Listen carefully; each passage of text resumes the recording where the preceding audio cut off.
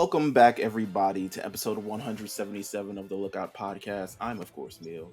I'm here joined with our very esteemed panel of One Piecians, Samurai Kame House. I keep forgetting this is Samurai Kame House. You know why? Because we're doing the same thing over again. I'm so used to like Samurai Kame House being like, we're doing this, and then next week we're doing that, and all these other things. But we're really locked into one arc. So I have none other than LJ on the pod. LJ, what up? Yo, how's it going? I don't want to be here. I'm just gonna say that. I don't want to be here. There's a lot of tension right now. Okay, all right. And then, of course, we have none other than the Braves fan himself, AD. I mean, I don't like this guy. I just gonna let you know. Can you please tell AD that I do not like him? You don't. I mean, Braves, Yankees. We're all baseball teams at the end of it. Hey, at the end of the day, it's still fuck Mets, though, it's right? Still, well, I can't even say that right now. They just don't whooped our ass or two. Listen. Listen. We all have. First of all, it was looking from what I know of baseball, it was looking slow for the Braves weeks ago. Yeah, listen. I thought the Yankees are gonna come in. Yankees are gonna come in. Listen, we just coming off a slump with the Orioles. I'm like, all right, listen. So this is just, we all got our peaks and valleys. You know what I'm saying? Like, we got our moments and stuff. They found their swing back. You know what I'm saying? Yeah. Niggas is hitting again. So it is what it is. Yankees, we will find it. We will figure it out. Hopefully. Being a sports fan is not fun sometimes. Sometimes, as a sports fan, you reach moments where you're like, why do I do this to myself? It's fun being a Knicks fan right now. So no, it is, for sure. I was about to say, as a Hawks fan right now, we are very divided. It's very questionable where we are as an organization. I can imagine. I can definitely imagine. With that said, we got a lot of stuff to talk about this week, but we actually have news this week. So before, we didn't actually have news and we jumped right into the One Piece thing, but we actually have news this week because while this is coming out, so I'm letting you guys know, typically we record on Sundays. We are not recording on Sundays for these batch of episodes. So a lot of these news will be dated, in fact. But still, we got news this week. It was announced My Hero Academia, the manga, the story, Horikoshi, the GOAT. He is bringing the story to a close. It will actually, after this weekend, will be 4 more chapters left in the My Hero Academia series. What were your guys' first thoughts when you first heard this news? This is something that we've been anticipating for a while. To be honest, it kind of came a little quicker than I thought. I wasn't ready. I don't think anyone was gonna be ready for it, and I like the fact that they just dropped it like, hey, we got 5 more. Like, I like it wasn't kind of something where they try to like prolong it out and stretch it out. And when is it gonna? I like how the fact like, hey, I would have taken like 15, 20. Oh man, we know that for a fact. But no, it is definitely an end of an era, especially for Shonen Jump. If you have been following My Hero Academia, you understand that it's been a journey. It's been a ride. You've gone through, like you said, peaks and valleys of this whole thing, and you can't be mad at how it's ending either. I think they're truly sticking the landing with this, and it's gonna go down as one of the absolute greatest mangas ever written. I think it really truly defines a current era, I'll say, of anime and manga. Where there's a resurgence of anime. Definitely the resurgence. You have to give it that. You have to give it its props. You have to give it its respect of what is done, how it is completely rejuvenated anime and manga right now, especially in the western part of the world, especially in America. They were able to do something that I feel is much harder than people give them credit for, which is take something in pop culture right now, which is superheroes and superpowers and all this thing, and give it a really fresh take and give it a really fresh feeling to it. I know that a lot of people are just like, it's just another shonen. They just take these things that are popular and just making it. They're just doing it obviously because of like Marvel and DC, and you see how successful they are with their, with what they're doing. But like I said, like the fact that they were able to take these same themes, whatever, and just brighten it up, add its flair to it, add all these things, and it's like you got to be able to respect what My Hero means to this this era, like you said, of anime and manga.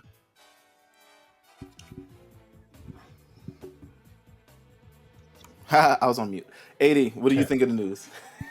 I'm pretty much right there with both of y'all, man. Like, it has been a long time coming, but at the same time, it's funny because this arc was going on for about 2 years in the manga, and we anticipated that this would be the final fight, and we're climaxing and we're getting to the end of everything, and for it to actually be here, for everything to actually be, for the most part, over, it's really surreal. Like, it's a very different energy, especially when we've been riding with My Hero for so long. Like, it's been close to 10 years since it first started. It's been part of Shonen Jump since I've been reading Shonen Jump. So keep it a buck. Like, it's weird that it won't be there. Like, that's what it is for me. And it's gonna leave a gap. Like, I understand there are some really good things coming out of Shonen Jump right now, some really, really good manga, but like My Hero is such a staple. It's such a cornerstone. And so it's like, right. You're gonna have, and they have Sakamoto Days and a few others that I really enjoy, and I really think that's going to be able to kind of slide in. But there's definitely going to be a lost feeling of it, of just like, damn, Absolutely. So I'm looking forward to that. What you have any other thing, 80? I was gonna say, but at the end of the road, somehow, some way, One Piece will still be here. No, yeah, it's the fucking constant, right? Like the constant in our lives. When One Piece is over, I don't know what the fuck is gonna be. I mean, AD might cry on air. Oh, yeah, guaranteed. Yeah, listen, y'all might see me shed a couple tears. I'm gonna cry, but I've cried during My Hero. So I'm definitely gonna cry when it's over. The part I cried at, it's a weird part where I cried, where I got teary-eyed. It was when Ochako was fighting Bakugo, and she was trying really, really hard. Like, hey, that was intense. I ain't gonna hold you. I was like, come on, bro. And he's like, nah, I ain't let it up. Fuck that. And she's like, I'm trying to save my family. My family's poor and all this other shit like that. And I was just like, damn. What Charleston White says sound like a real nigga to me. All right, so boom, as we're recording this, the news has not been announced yet, but I'm assuming the news will be announced by the time this comes out. By the time you hear this, Demon Slayer's Hashira training arc will have completed, and I'm heavily assuming now, if this doesn't come out, it's whatever, but I'm heavily assuming they will be announcing that Demon Slayer will be having a new movie out. Actually, it's multiple new movies out covering the final arc of Demon Slayer. It was rumored over the last number of weeks. It is as close to official. They found websites, they found all these other things kind of like surrounding it. This final few episodes of Demon Slayer, I mean, the last one,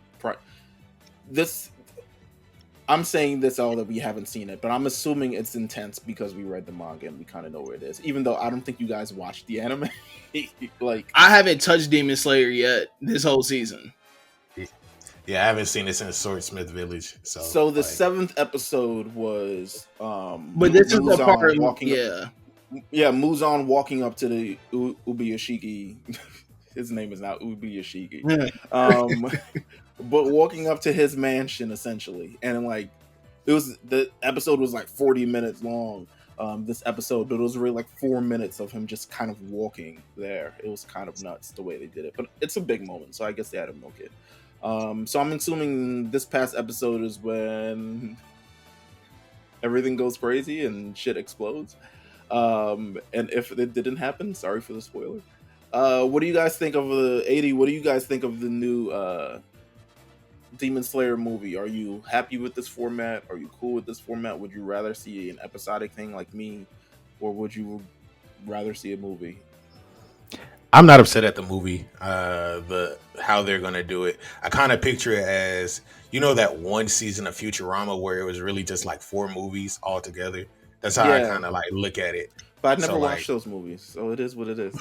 but that's what I watched them when it became shows. but that's what I'm saying. Though. I would picture it as something like that. Like maybe at some point where we get to the theaters because they saw how people came out to the theaters. The Right. production was there and everything, and they saw it for Mugen Train. So on one hand, I'm good. Like I'm happy to see it like that because that means they're going to take their time with it and do all the flashiness that it deserves. But on the other hand, I wouldn't be surprised if they drop it as a season, again. But I like it, so. OJ. I feel this was the game plan all along. Now I'll say, okay, I'm not gonna say it was the game plan all along, but you can tell that there was definitely a shift in their whole plan after season 1 and after how they saw how good the first movie went. Niggas was like, we breaking records again. Yeah, like it's one of those things of like, okay, that first season was 24 episodes? Yeah, that first season's 24. 24 episodes. You do 24 24, 25. Yeah, 24, 25. And had amazing moments throughout. The artwork was amazing. I still feel it's one of the best first episodes ever. What was it, episode 17 or was 19? Broke the internet. Yeah. But it's like, then you drop this movie. This movie does numbers, breaking records. And it's like, why the fuck would I go back to doing 20 episode seasons when I could just drop this movie and make my money back and some? And so it's like, and you started to see that. You started to see, like, right after that movie, how it popped, how they started releasing the seasons, how did they started introducing the seasons. Everything now is a theatrical, event. Right. It's been like that, and you've seen it, and I think like that's once they saw how it is, and I think it works for them. I don't think this will work for any other anime other than Demon Slayer for the simple fact of it's short. It's not complex, really. It is a very simple story. And you have enough characters and just enough storylines to where it all kind of weaves together and it makes sense. And especially with this final arc, you can really break that up into 3 movies.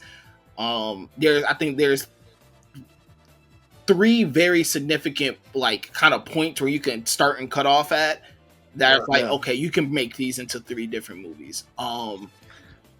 The thing is like when it's all said and done with the theatrical release, how are you going to release it? Like, because still at the end all be all, we do have streaming. Of course everything could be on a Blu-ray or whatever, but are you going to release them like because is Mugen Train on Crunchyroll right now? I believe so. That's Yeah, like, not I think it's on Hulu too, right? And it's Okay. I think it's also on Netflix too. Yeah, so it's like so like they're good. I think it's like you release the movies maybe a couple months after they hit streaming, or maybe they hit streaming the day up. You know what I'm saying? Or like hey, we're gonna release it in theaters and we're gonna run it for this amount of weeks, and then as soon as that's done getting run, hey, it's gonna be on streaming. Nah, that's a fact. I think so. My beef with this entire thing, and it was the same beef that I had with the Attack on Titan conspiracy that it was going to be a movie, was that movies aren't released, especially ones that are anime, typically aren't released worldwide at the same time. So that's kind of my beef with it. Like, we're going to see this 4 months after it comes out. There will be some movie version that's going to be some cam video that someone bootlegged that we're all going to watch or something along those lines. Like, and then it won't be, my thing is that if we're going to do this and we all currently get it at the same time, let's make sure that we get this movie at the same time as well. And then when it's eventually plotted out for the show, I personally think that this is as good, as long as this arc is, and how 3 movies can pretty much thing it. 3 movies is waiting likely a year between these things. Now I could be wrong. I think that's fair though. yeah, that's reasonable. That's very Yeah, reasonable. you say 20 late 2025, 2026, 2027, back to back. Yeah, but Yeah. I'm so, I feel like, I don't know, a year waiting and not even knowing when we're going to get the movie is always like, when you think of, we got the first initial movie in the United States maybe like April. Um, and the movie initially released in October. Uh, so I had already seen the movie at Christmas because I watched Yeah. whatever streaming version that it came out. So to me, and especially with Demon Slayer, like currently, like they just started adding the dubs to it now. Like they just announced, oh, the dub is starting for this. The season's fucking over. And you know, I I hate not getting the movies at the same time. I hate that part. Like the release part is really like what irks it for me because yeah, I don't know. But you know what? They're gonna do what they're gonna do. It's gonna break records. They're interested in break. It's the most successful movie that's ever been released in Japan. They're going to break that record at least 2 times.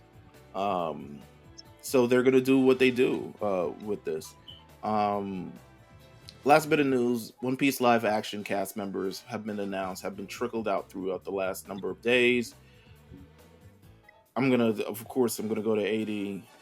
This is kind of like really confirmed what the arcs will be for season 2 if it hasn't been confirmed already. What are you looking at when you look at these cast people that have been casted for this movie? It shows to me that they're confirming and their intent on doing all of the Alabasta saga, like from Reverse Mountain all the way up through.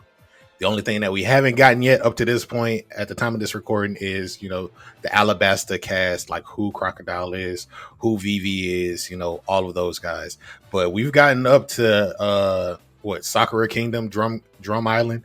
So pretty good. Minus Robin and Chopper, I believe. I don't think we got those casted yet. No, that's weird. How the fuck are we gonna? Will they cast Chopper? Will it just be some fucking animatronic fucking animal? They gotta have at least a voice actor. They're gonna have Vin Diesel like he's Groot or something, like. That's gonna be the big name that they end up getting, because Meelz does not feel that they're gonna end up getting a big name. No, I don't think they should. It's not that I don't think they can. I don't think they should. Yeah, I mean that's what I'm saying. Like, you don't think they should? I think they'll end up doing it for sure. But the casting looks amazing. Their casting director definitely deserves some flowers. Yeah. So far what we have seen. No, it's spot on. My thing is that there's a charm to the cast by the fact that they're really kind of like these undiscovered. I mean, they've done movies before, they've done shows before, but they've done nothing to this kind of scale. Mm-hmm. And when you do that, you have kind of like this ownership over these people, and the fans will immediately recognize and gravitate towards these people just because like, rather than it being like another gig for Ryan Reynolds, another gig for fucking Zendaya. You know what I'm saying? Like another one of those things where it's like they're not even noticed for this is like their like 4th best thing, and it's not even like seen as the highest, and they still. It could be like a gateway thing though. Like, yeah, to me, like I look at this like one of the best casting decisions I thought was ever made was that 70s show. That 70s show at the time in 1999, completely new. No one was on TV before. And the way you grew with those characters and the way they grew with the show made you fall in love with the people. And you still remember those people, albeit that one who did all that bad thing. But you still remember like Ashton Kutcher and Mila Kunis and Topher Grace and Laura Prepon and all these other people that are affiliated with the show, because it's like it's part of their DNA, and it's also part of your DNA because you remember growing up with them on the show. And I think that's what they've done. They got the casting for One Piece season 1 was out of this world. No, yeah. Like, once again, they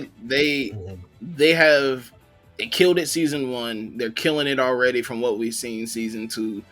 And I do agree. And I'm not saying that like clamoring like get somebody big. I definitely agree with what you're saying, is that there is definitely this charm of having this brand new cast of like up and comers. And just like kind of, and trusting them and trusting the process of working with them. I think that One Piece is a brand new thing. So I think having even brand new faces just even ups the freshness of it. There's no one now that I can see playing Luffy than the actor who's Yeah, for playing Luffy. sure. And, and Yeah, they're becoming staples, and exactly what you're saying. I think with this next arc, Because though, I really do think it'll be between Crocodile and Robin where they'll get. And I'm not saying they're gonna get some A-level superstar.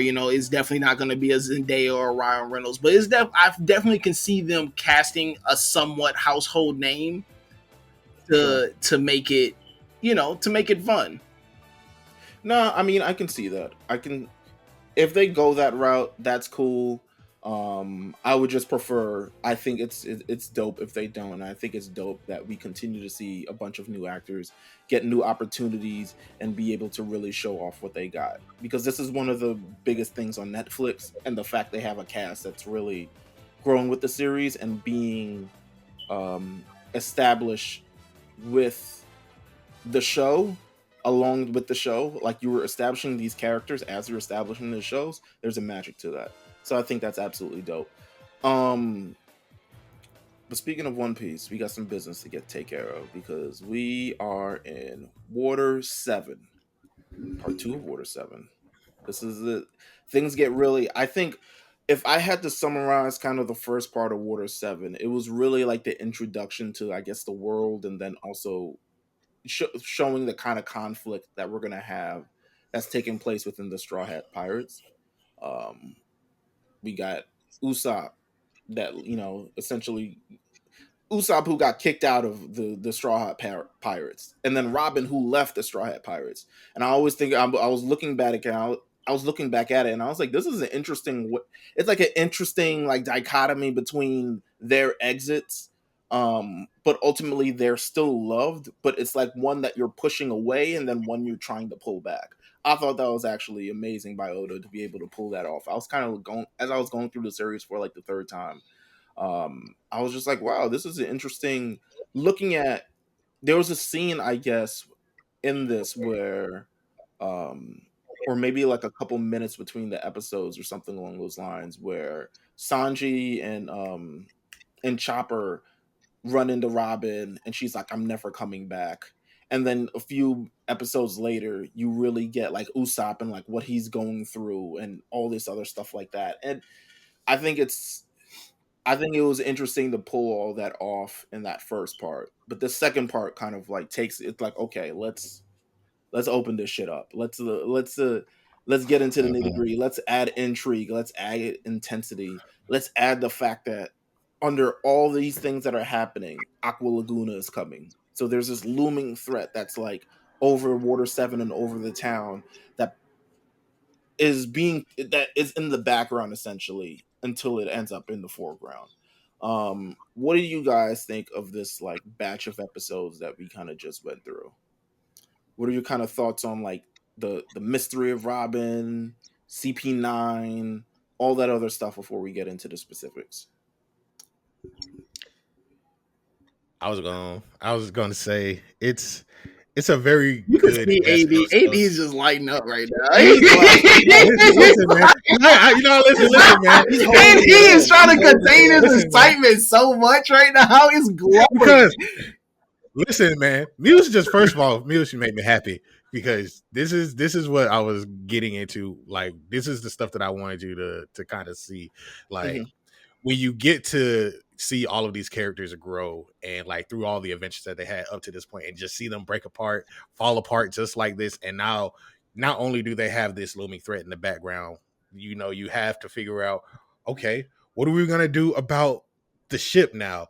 And we start off this batch of episodes with people in the town saying, Iceburg, the mayor, he didn't got attacked. There was an assassination attempt. Who the fuck could have did it? We don't know. And so while they're looking around for Robin, it's like, well, damn, what's happened here?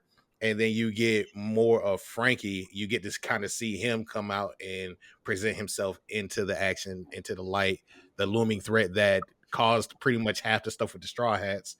You know what I'm saying?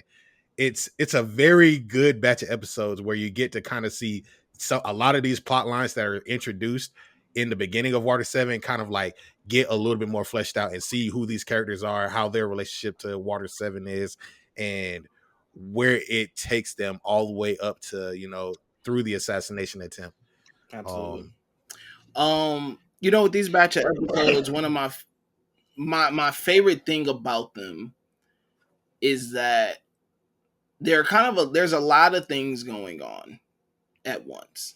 Right, Aqua Laguna coming, you got Rob Lucci in them, you got from a lot of perspectives too. from a lot of different perspectives. You kind of have and they I think what makes this so enjoyable is the fact that you kind of have this level of intensity and kind of things where you're kind of like, all right, they kind of got to move at a fast pace. You got this natural threat that's coming. You have to go save Robin. She's literally on the move, about to get on this train. You have to find her. Usopp's kind of on his own side adventure, but then also too, like, you get the attack. You kind of get all these secrets revealed, and I like the fact though that Oda kind of you got all these things, but you don't feel rushed. He's kind of like, nah, I understand that thing over there is going on, but let's sit right here for a little bit. Right. Let's sit right here for a little bit. Let's kind of unpack this a little bit. And you get to a nice little stopping point of the unpacking. You're kind of like, okay, now let's jump back over here. And you're kind of like, okay, you're unpacking this a little bit. And then you're starting to connect the dots between the things that are all like already. You're kind of like, oh shit. So that's why. Oh, okay. That's, and so that's all happening. And it happens in a way that feels so fluid to how a story is being told. It doesn't feel choppy. Things don't kind of, even the surprises don't feel so out of left field where you're like, that doesn't make any type of sense. Right. Yeah. It's like there's so many moving parts, but like there are so many connections between the moving parts that they kind of just keep up with each other until they get to where they need to go. It's a clogs in the machine, man. Like they all turn, even they all doing their things, but once they're all turning together, you're kind of like, okay, this is how this makes this whole vehicle move. And right now you're seeing kind of all the clogs coming together, and you're like, okay, this is how the vehicle is moving. And I think from the first batch of episodes, which Meelz, you hit it right on the head, which I really felt set the tone of the theme they're going for during this saga. Once again, what makes a pirate crew? How do pirate crews stay together? What happens when a crew kind of comes at odds with each other? You're seeing a different perspective, like you're saying with Robin and Usopp, how it's like one chose, to leave, and the other one kind of got pushed out because of. It's like, how do you balance that? And so those first batch of episodes really sets the theme of like, okay, this is what we're going to be exploring. In this batch of episodes that we're watching now, it's kind of like, okay, like let's really get our hands in this, like let's really get dirty and figure out like the inner workings of all this stuff. You're kind of it's like putting together a model toy or something like that. It's like, okay, you're looking at all the pieces. You're like, okay, this is where it's at, and then you're like, okay, like let's start building the arm now. Let's start building this leg. And so it all connects together. So last week I presented the question of like, would you live in Water 7? I don't know if I would live in Water 7. It's New Orleans. With a mayor. Water 7 is just New Orleans. A mayor they got good shot twice. Just a mayor who got shot twice. That there's no like checks, balances. There's no like police system. It's just the townspeople. Like, our mayor got shot. Oh, we ready to riot now. That's not how this works. You know what I'm saying? Like, Water 7 to me feels there's a little bit of a utopia to it, but there's also like a utopia where there isn't like actual real structure to it. If this entire town is like run by like water and fucking shipwrights, like, come on, it seems kind of funny. Either way, yes, there is an assassination attempt to Iceburg. I don't know if it was a dream or he felt like it was a dream and then felt like a burning hole in his chest. He saw Nico Robin, who he's had his eye on for quite some time. He saw some other masked figure, and then she shot him. And that's kind of how the first part of this act kind of like figures out, is because like who was behind the assassination of Iceburg, and everyone assumes because it's been Nico Robin because she's with the Straw Hats that it's the Straw Hats. So now the Straw Hats have kind of got to navigate throughout this town being public enemy number one, avoid all the Gali law workers.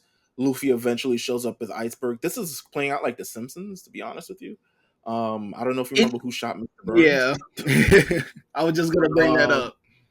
And it was the the baby ends up being fucking Nico Robin because she did definitely technically shoot him. But at some point, Homer Simpson is just like, "Don't say I shot you," because everyone thinks it's Homer who shot him. Because why would it be fucking Homer who shot him?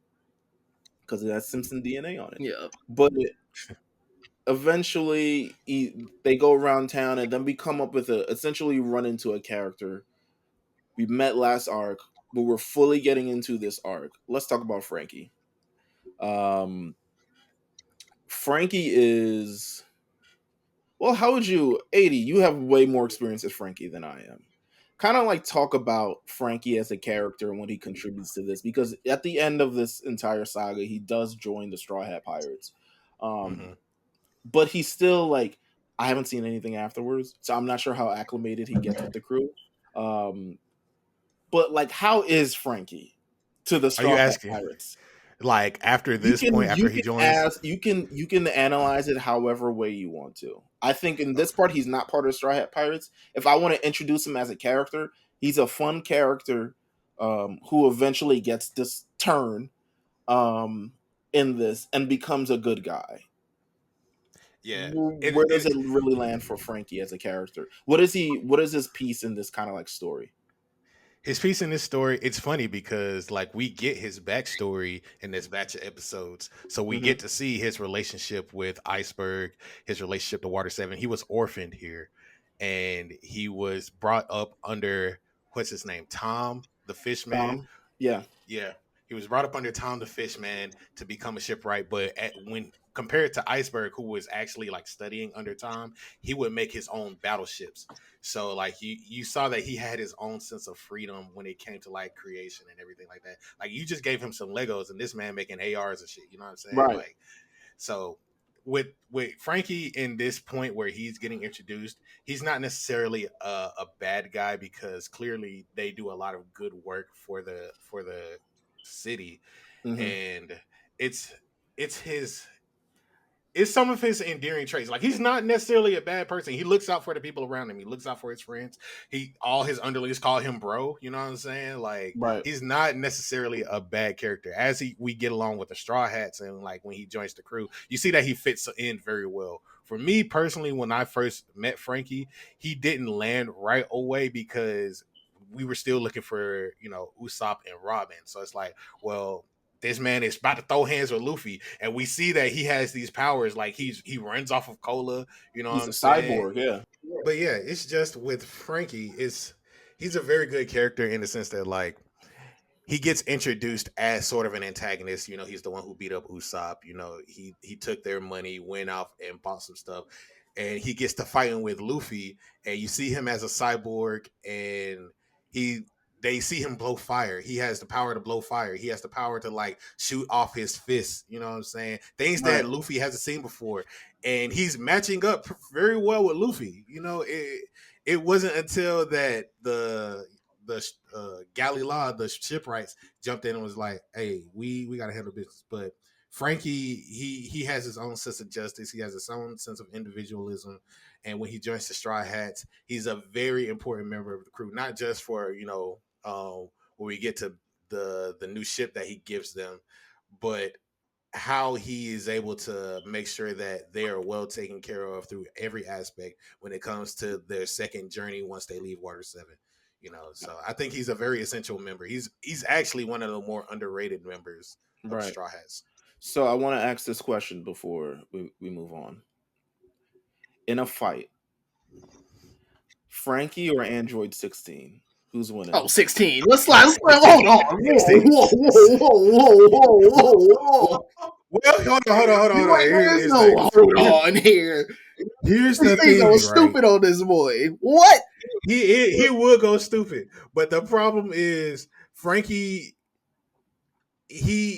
This man, post time skip. I'm just talking about post time skip. Post time skip. This man gets a giant robot dog, and I'm just saying, like, we're not talking post time skip. We're talking right now. We are talking right now. Android 16 don't get no post time skip. Look at Android 16 get a post time skip. Hey, my son, Android 16 definitely ain't get a time skip. Right. That's what I'm saying. Hey, listen, Franky getting folded by Cell. Yeah. But no, man, Yeah, 16 going dumb. What? Let's not yeah. do it. 16. Frankie, my guy Oh, too. I love The Frankie. thing is No, I go mean, ahead. I think Frankie brings Frankie brings that, like, drunk uncle energy. not even that. It's like he definitely got that energy though. It's like that energy of like, man, you either with me or you against me, you know. And I think that that's kind of the energy that the Straw Hats needed on that squad. And once again, it ties into the bigger theme that I think this arc is trying to present and portray of what goes into being a pirate crew. And you gotta kind of have that mentality of like, hey man, if you ain't with me, you against me, you an enemy, you know. And that's how he walked around, that's how he's introduced. Like you said, when you see his you know, when you meet his crew and all that stuff, he's like, I'll take care of my boys. Here 100 mil, like, or what, 10 mil. Hey, go blow that on a party. You know, Yeah. like I'm gonna make sure we straight. I'm gonna make sure that we eat. I'm gonna make sure that we good. Like, y'all my boys. But anyone that comes step to this front door that ain't one of us, like, it's up. Um, I will say, in the same vein of that, he's very sympathetic. Like when we get to him linking up with Usopp, like he was going to kidnap Usopp so that he could listen, he trap saw that Luffy. boy needed a father figure and became the father Yeah, figure that Usopp he needed. actually sat this man down. He sat this man down. He's listened to his story. He was like, you know what? You're not that bad. My bad, dog. We'll get I there. might have We'll been get tripping there. a little. We'll get there. We'll get But there. nah, We'll I get mean, there. I think Frankie is a you know, Frankie is a very fun character. I think that he adds a lot of flair, a lot of pizzazz, a lot of like, this is even from his character design, you know, it's like Yeah.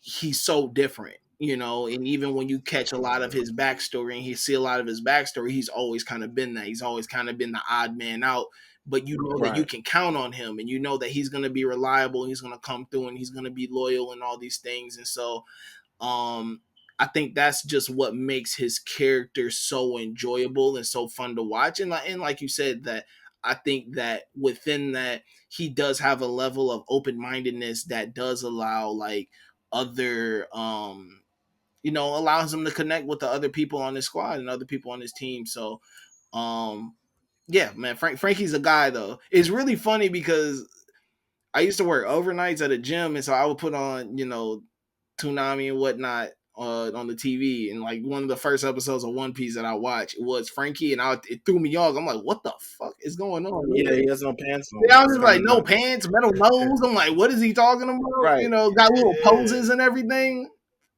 No, Frankie's a man though. He's a dope character to add to the show, but we get introduced to Frankie throughout this entire thing. Eventually Luffy does land at the Galila company because he has to show up because like, why is niggas coming after me? Why are they saying I shot somebody? Why are they saying Robin shot somebody? I gotta figure out why. So eventually he pulls up to Iceburg. He's like, Iceburg, I heard you got shot. Once you get shot, you don't really want someone who you think is part of the shooting to really approach you. Um, not saying I haven't experienced getting shot. I'm just assuming from all the 50 Cent albums that I fucking listened to that a nigga, if you just got shot and this guy is part of the people who you think shot you, you don't really want to have a conversation. And Iceberg really didn't want to have a conversation at that moment because he attempts to shoot Luffy. Luffy gets away.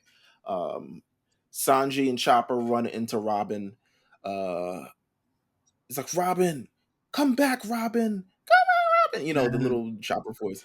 And she's like, listen, it's a wrap for me. It was dope going with your crew. It was amazing. But right here, I'm out. I'm never returning to your crew. Don't call me back. I'm not answering, etc., etc. Like I felt this before in real life. But I'm she walks away. Sanji really tries to get at her, but she disappears. And now the kind of mystery is going on of like what's going on with Robin. They go back to the Straw Hat Pirates. Essentially, they figure out they have this conversation where they have to figure out, is Robin on our side or is Robin on someone else's side? Is Robin Yeah. part of this crew or is Robin not part of this crew? Um, how can we kind of like discern this? How can we kind of like figure this thing out? And they have to really go through that process. Um, it's a it's interesting, but they come up with a plan, and eventually they have to go to Galila company.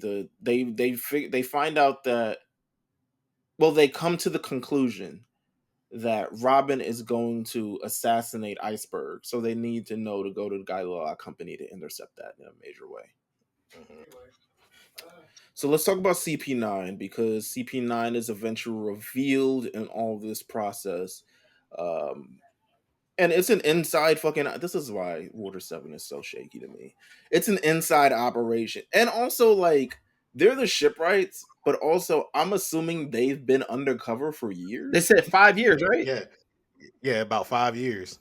For this moment here? Like, like, what? I'm so confused of like what made this the most opportune time to pull this off. Well, like it's So- like you get landed it's- a gift though. It's like, okay, listen, I'm undercover. I'm obviously looking. They're searching for these secret plans for a weapon. That's their big Right. thing. You're like, okay, working 5 years. I know they're here, but we gotta really do some undercover work and figure it out. They doing it 5 years. I'm sure they chilling. Is this like Annie and fucking Reiner having to live in this fucking city, having to train and having to become part of this society? Yeah, knowing kind that of. It's a little this bit is like Titan? that. But it's so, but like imagine It though, took the perfect moment. Like literally, because you got to think about where this arc started. They started with confirming that Robin was on the crew from Aokiji. So now that they know she's a part of the crew, the moment that one of the big guy, Yeah. We'll talk about it later. Yeah. But like they link up with her and it's like, okay, this is the perfect time. This is CP9. You got to come with us. So like it was really just the perfect time for them because they probably got the intel. yeah, Was it coincidence? Yeah, like Robin landed in their lap. They're just like, what the fuck? They're like, hey, all systems go. But what was the plan before Robin showed up? Like, that's what I'm trying to get at. They had already been trying to, so there was a guy who was coming in from CP9 or coming in from the world government that was always pestering Iceburg. And I know you got that plan. But like they were always collecting intel from the jump, like he has to keep it somewhere. If we can't like pester him about it up front, maybe we can get somebody to reveal it who's close to him. Because that's what they eventually got to. They got to what's up with you? They got to let me ask this. If Robin never shows up, does all these things happen? No, I'm sure they kill Cud on the first shot. Cud ain't living for sure. But they might fuck around and shut down Water 7. They needed a little bit more information though. They didn't attempt to kill Iceburg until Robin showed up. So it's like, would any of this had happened had Robin not by chance shows up to Water 7? It's more of because not necessarily Robin, but they were going to pin everything on the Straw Hats just to like have them as the scapegoat. So it's not necessarily. But they were there like 4 years beforehand. This is what I'm saying. It's like this situation, this undercover situation where the nigga isn't even saying words and talking through a fucking bird, and like the other person just runs a bar, and the other person is just this jumping, parkouring shipwright, and they just assuming they're gonna live those lives for as long as it took until they were able to find out like all these things. But that's the same thing of Annie and Reiner, right? Annie and Reiner was over there. They're like, hey, listen, you're there until we figure out what's what. Until we could obtain what we're looking for. And they figured it out. They had at least a working theory that they could put on Iceburg. And it was like, hey, we kind of know where this is because clearly this is not, when they get into the fake plans that happened during that night and they find the fake plans, they're able to say, okay, yeah. So they get into the fake plans with Paulie, and he finds them. He's like, no, they're fake. So Paulie's terrible, by the way. Paulie's not my favorite. Paulie's not even close to one of my favorite things. He's kind of a loser. He's a fuck up. It's like you hand on the ball and he fumbles it every time. Who's playing Paulie? That's what I need to figure out in the live action. Paulie D. That would be nuts. Who's a fuck up in fucking television? But no, go on. Like the fake plans.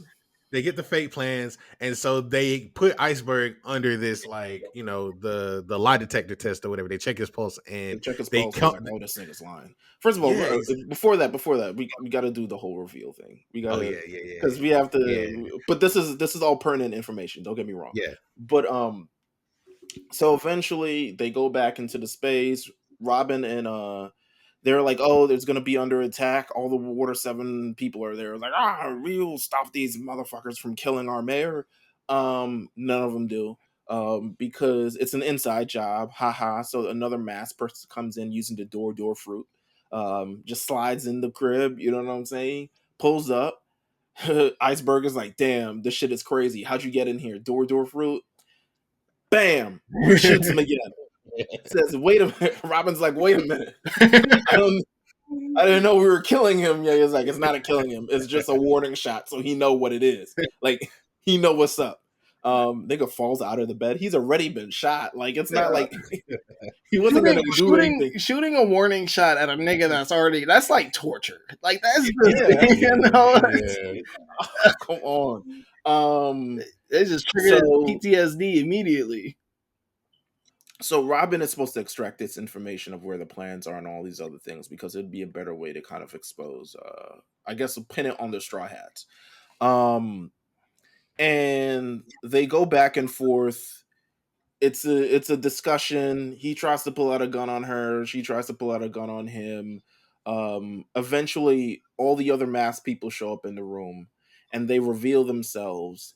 And it's none other than the secretary, the barkeep, the shipwright, the nigga who can't speak, and all the whole crew it's exposed is the inside job. Lucci, what's my name? What's it? All the other Kaku. That's the coldest one. My boy got the good dad tracksuit on. Bluno, Khalifa. Mm-hmm. I think that's it. Yeah, that's it for now.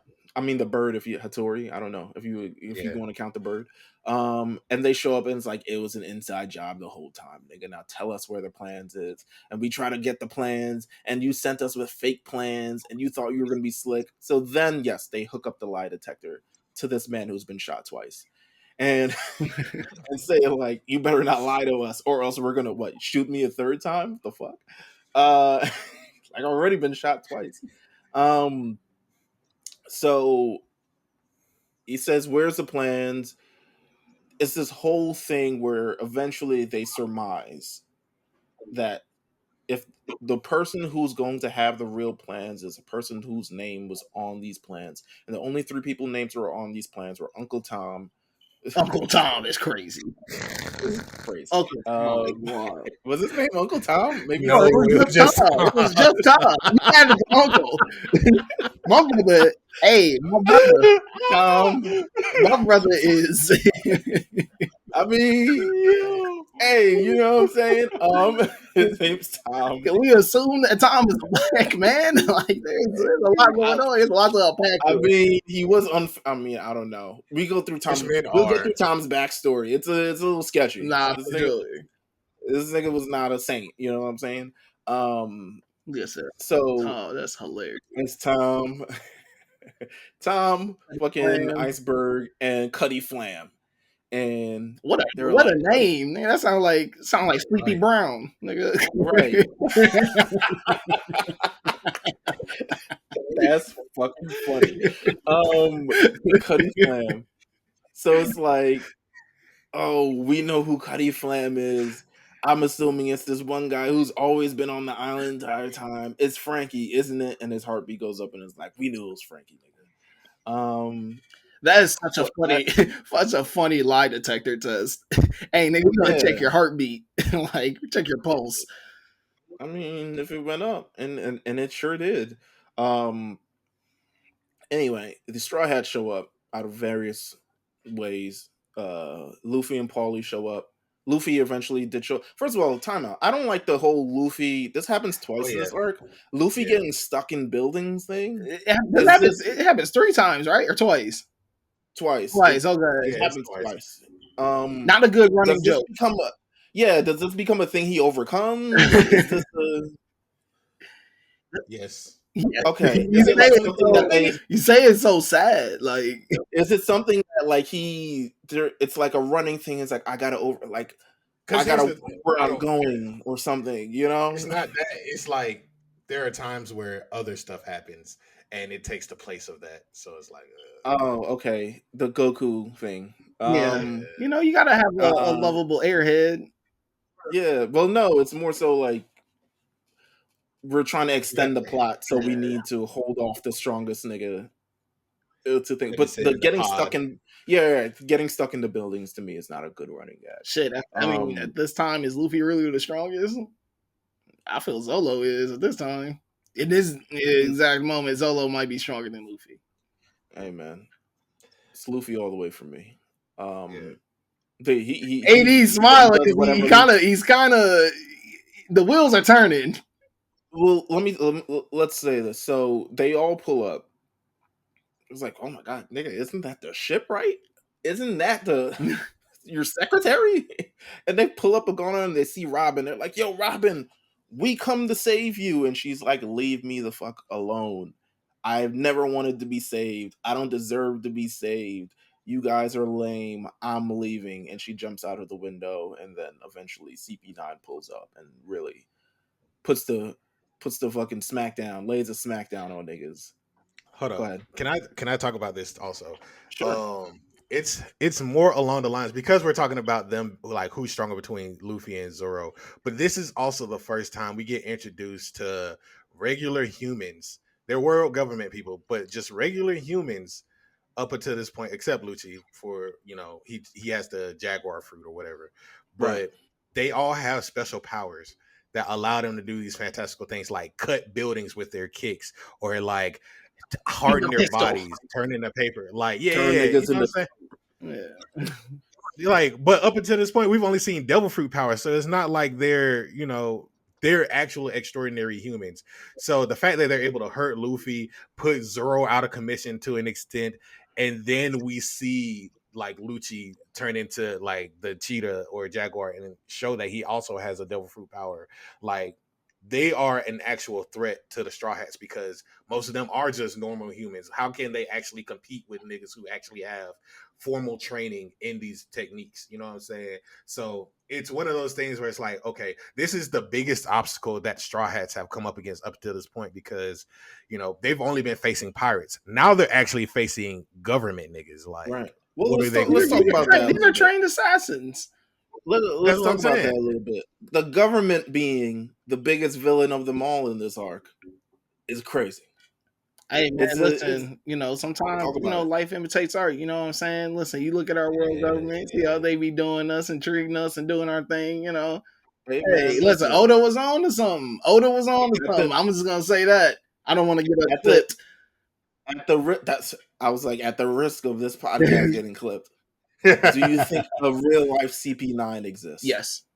Yes. Absolutely. Okay. What? All right. Sure. It happened in My Hero Academia. CIA, Spec Ops. Yeah, you know what I'm saying? It's just different, but it's interesting the lengths they're going for this entire thing, and it's a whole government kind of like plot and all this other stuff like that. So yeah, Lucci sends Luffy and Zoro fucking blasting off like Team Rocket. Let's go catch big up. Pokemon vibes. This entire saga. Let's catch up with Usopp a little bit. Usopp is he's moving on his own. He grooving on his own. He got $4.50 and said, "Give me lumber and all the other shit that you got," to some guy.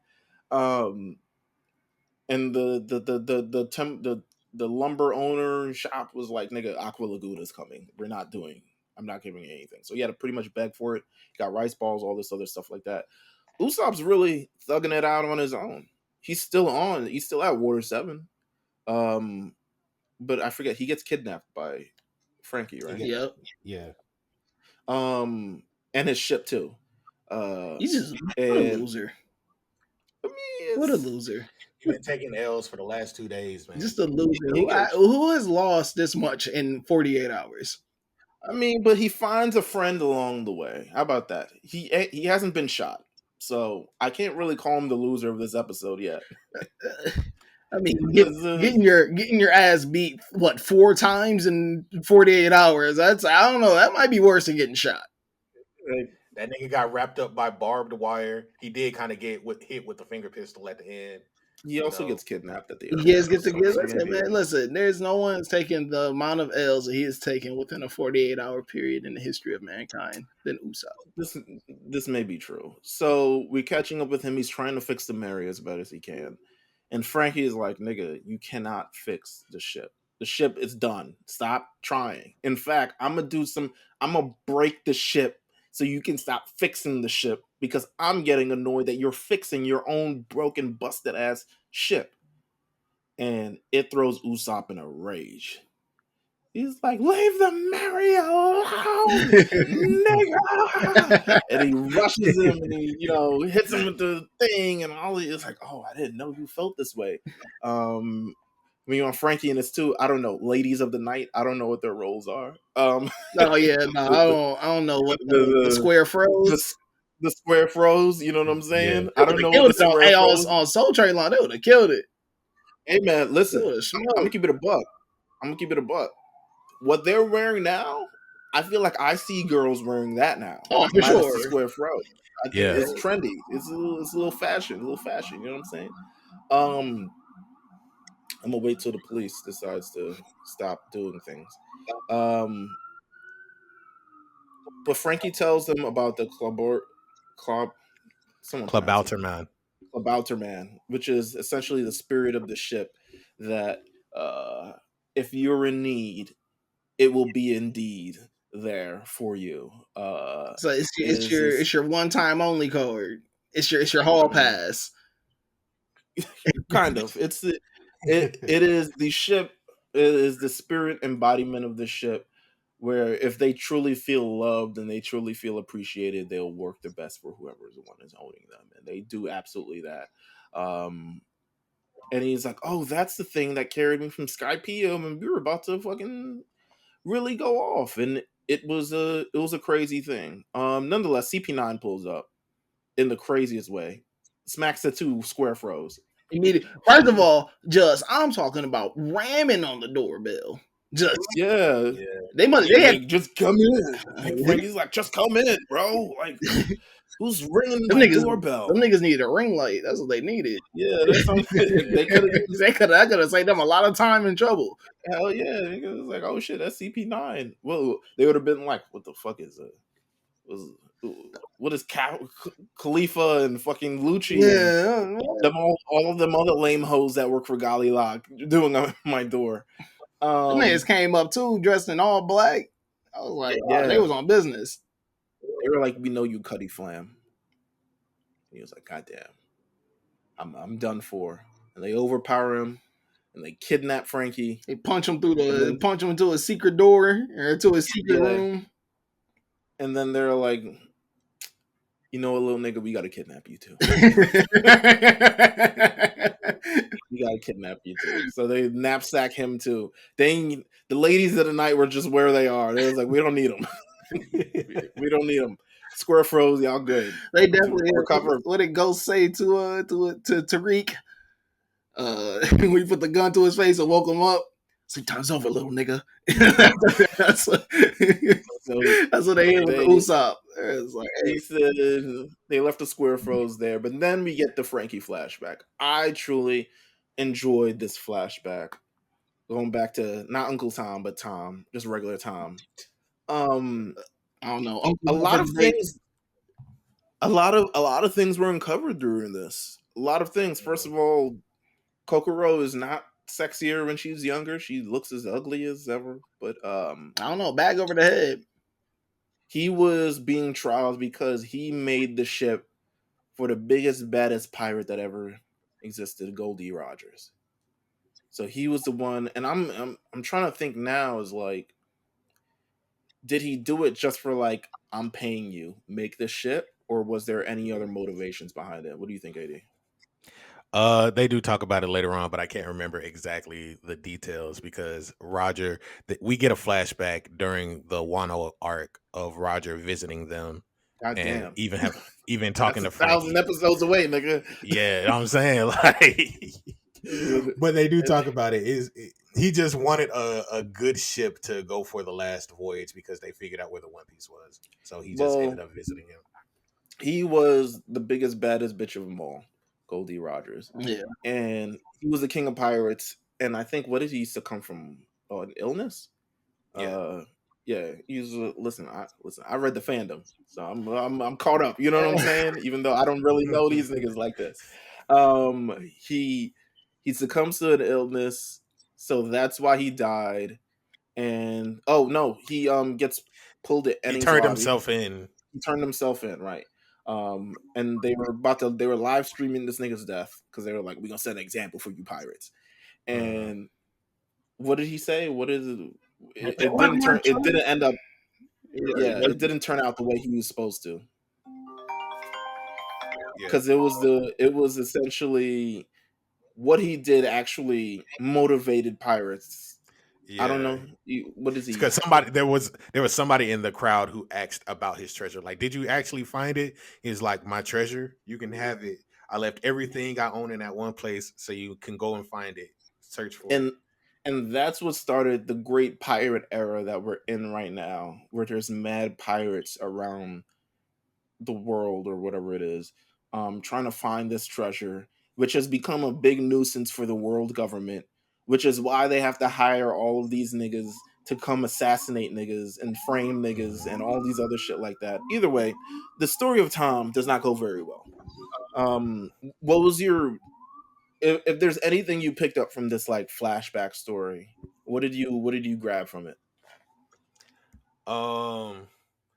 Nobody can have good parent figures that live very long. You know, like real niggas. Everybody parents. Legends never die. That's what I learned. Yeah. You know, I think the how you under trial and you say, slow down, judge. I'm gonna make you a ship to improve the economy, and the judge is like, God damn it, you got 10 years. But he was on house arrest for 10 years. A 10 years house arrest before going to do your time. You make this ship, and we'll let you free. You got 10 years to make it. It's like, yeah, I can do this all on my own. And he makes the fucking sea ship that travels on water or whatever the fuck it is. And at 10 years, he's about to get pardoned. But then one of his enemies show up, one of his ops show up, the one he made fun of, Mr. One of my favorite people. What's his name? Spandam? Yeah. Spandam is crazy. Spandam sounds like a Drake fucking song. I think it's definitely Jamaican. Yeah, that's what I'm saying. Spandam. As big as ops. Go ahead, AD. I was gonna say, it's just funny how this whole part happens because we also see, you know, the repercussions of the interactions between Iceburg and Franky, because they were always at odds. You know, Franky, like, he was always the one making battleships. He was always making weapons, but that was just something that he felt in his heart to do. And Iceburg is like, you know, this shit gonna come back to bite us in the ass. You know, and you just can't keep be out making here weapons.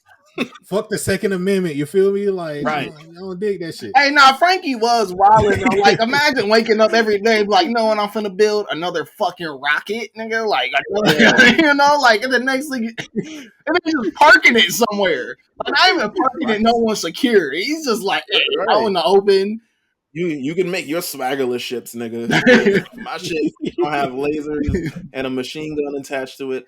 And then the government fighting the sea dragons and shit. But then the government took the nigga shit. I was like, how they gonna take your ships and then blast your city? And then it was like, run off like you ain't take the ships. This was a crazy backstory. So eventually they were like, Tom. So in order for them not to get pretty much the blame for this entire thing, Tom took the blame, and eventually, I'll wait till we got a whole. It's hot in this damn city, boy, I tell you that. But eventually, Tom takes it. I think he gets assassinated or something along those lines. He gets whatever sentence. He gets taken to Enies lobby, I'm assuming, right? Yeah. And that's the last we see of Tom. And then fucking Franky is like, or Cuddy Flam at this point, he's like, I'm not gonna take this shit. So he tries to jump in front of the train that Tom is on. Bad move, motherfucker. Yeah, Train's no, hurt. that was train's hurt. Well, he tried to shoot it with a rocket first. He tried to shoot that bitch down. Yeah, but it was too well manufactured. He was like, God damn, I snapped. I Too really damn snapped. good. Yeah, I really snapped on this one. So everyone thought he was dead, but he really just lost all of his appendages, and then he had to kind of like remake them using cyborg things, and that's why he looks the way he looks and acts the way he acts. That's probably one of the best. Also, like, what the fuck kind of moments in anime, because this nigga is supposed to be dead, but he rebuilt himself. Like, Shout out to Frieza. Frieza couldn't do it. Frieza had other niggas build him for him. You know, that's what I'm saying. And the fact that this Who nigga wins, rebuilt Franky himself. or Frieza? Franky or Frieza? Oh, Frieza. What? I don't know, man. I don't You know. don't know him, bro. You don't know. That was Hey, a joke, AD. Come on. It was a joke. Hey, he had a way better chance of getting 16 than Frieza. But y'all took me too seriously for that one. Frieza would have made sure that nigga was never back. Oh man, what? Would have backed the train up. Would have been the first time you ever seen the train go in reverse. It would have Lord been. Frieza train is always on time. You would have ran no monkey. Just, Right, you know what I'm saying? So we get back from the flashback and they get on the phone because CP9 is like, we think you're gonna know this nigga who's, you know, behind this, all this. And Spandam comes up. I'm forever gonna say Spandam because I just like how Spandam sounds, but it's Spandam. Spandam. Spandex. Spandex. He calls, he's hilarious to me. This nigga is jokes all the time. Every scene. When they call and when every step along the way, he is not aware of what's going on. And when we talk about the next episode where everyone comes barging the castle and he's just like leaves the phone off the hook and all this other shit like that, he is funny jokes. Shout out to him. So they kidnap him. They put him on the ship. They also got Robin on these things. The Galila Castle. We got to go back to the castle, which actually exploded and is on fire, and they had to carry them out. We learned a lot about Robin's intentions from Iceburg. And Iceburg eventually was like, "Damn, I'm sorry, I pitted it on y'all. I thought Robin was, you know, y'all and stuff like that." My bad, gang. You know, right? You know sorry, guys. Attempted to murder you guys and had the whole city against you guys. But he reveals a lot about Robin's plot. Iceburg wants to know why she's looking for the poneglyphs. The world government has made it illegal to research them, and they know that Robin can decipher them, which is why they're after Robin. They're after her because she has knowledge. This is why you can't be smart in this world. Yeah, it's crazy. Iceburg sounds like a Nas lyric. Yeah, you know what I'm saying? Iceburg knows the weapon Pluton, which was referenced. I was like, I remember Pluton. I remember it was referenced in Alabaster or Skype or one of them shit. Yeah. Pluton would bring big destruction to the world, and the world government wants it out of the wrong hands, i.e., their hands. It was like, listen, we trying to end this pirate shit, so we got to use Pluton to figure this shit out. Right, you know what I'm saying? So he reveals that Robin doesn't really hate them, that she's kind of like going along with them, and it's all part of the plan, and she's trying to stop them because they're gonna drop the Buster Call on them, and the Buster Call is some big shit. You know what I'm saying? Big guns. You know what I'm saying? Real TI hours. You know what I'm saying? So you're gonna bring out the big guns for them. TI or Franky? TI or Franky, who wins? Hey man, only one person put out hurt. Alpha Mega wins. Yes, let's do that.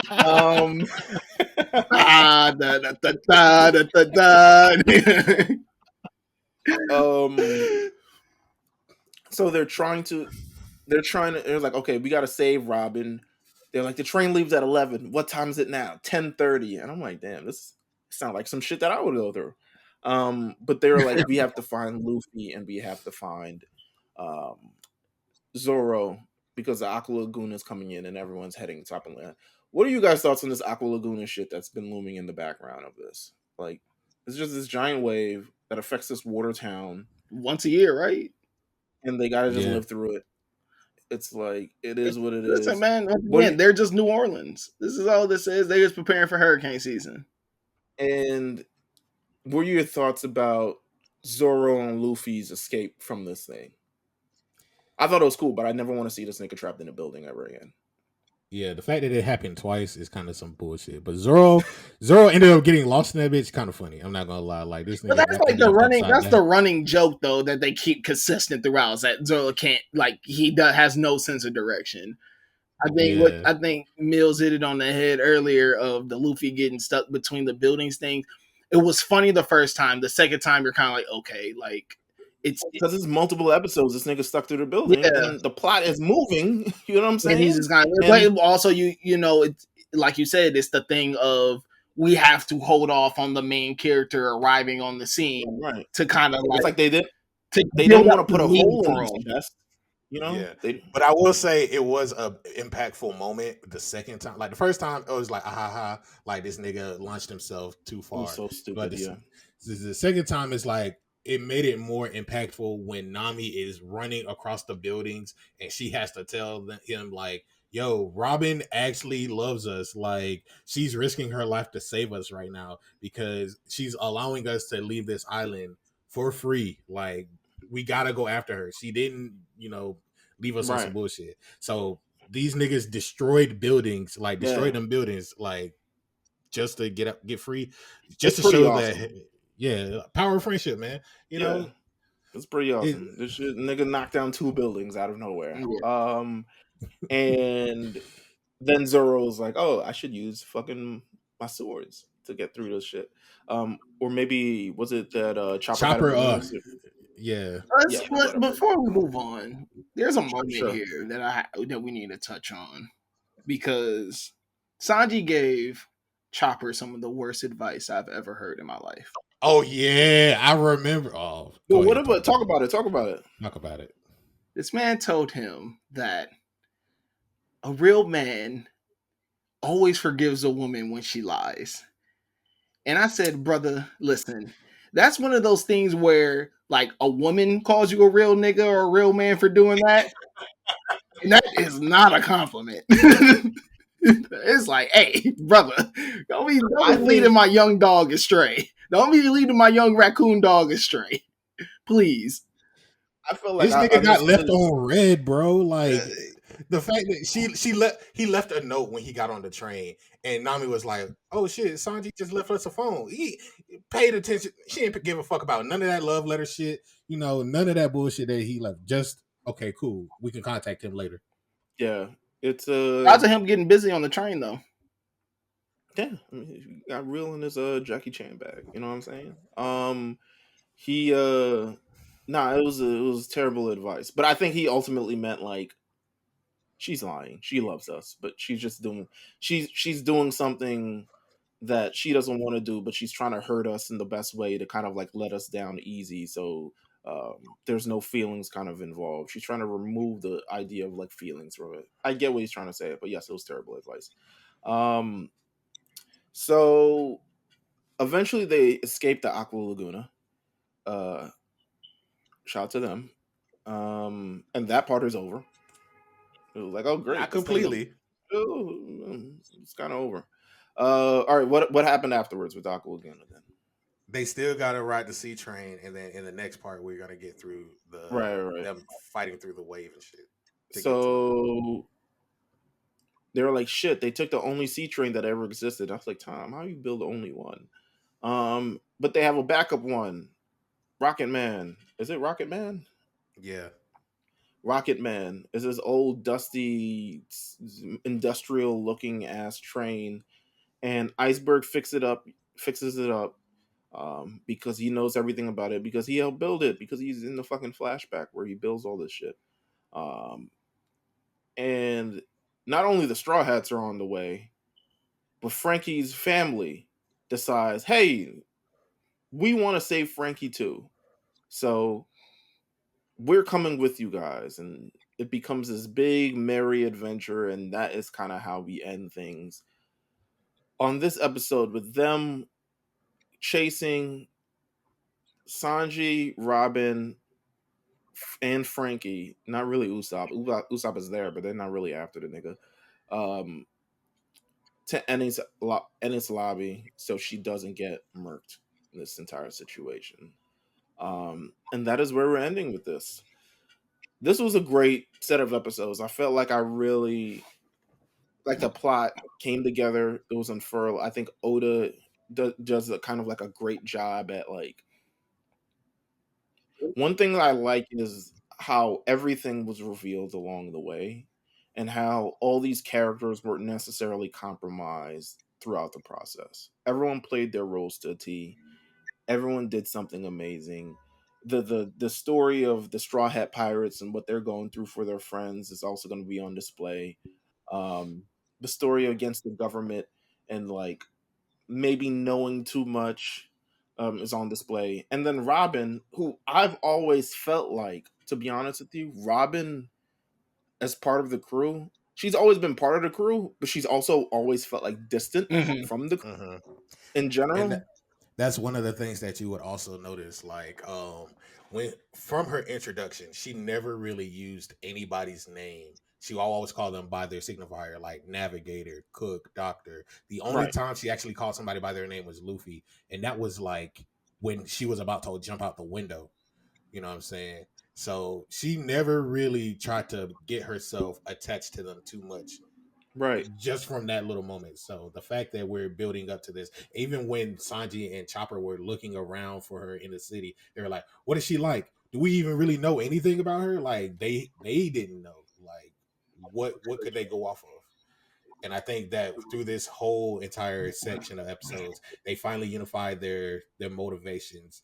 See that okay, she is one of us. She does care about us. So we got to return the favor and go save her. It's pretty exciting the way this is all kind of like really built up. Shout out to that. Um, and it's awesome. It's great. I look forward to learning a lot more about Robin in these next couple of parts that we're about to get into. But the mystery behind Robin is really being, really told. Uh, Thank you guys for tuning in, man. Summer at Kame House. We're continuing to roll along.